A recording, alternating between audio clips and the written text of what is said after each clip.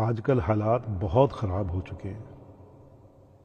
اپنے کمزور رشتہ داروں اور عزیز و اقارب کو دوسروں کے آسے پہ نہ چھوڑیں. وہ اگر کوئی چھوٹا موٹا قرضہ مانگیں تو آپ صدقہ سمجھ کے ہی دے دو یار.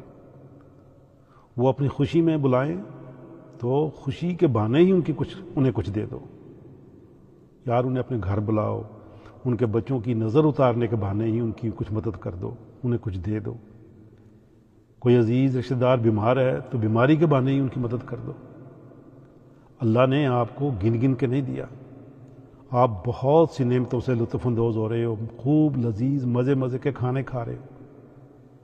تو پھر آپ کون ہوتے ہو یار اس رب کی امانت کا حساب کتاب رکھنے والے؟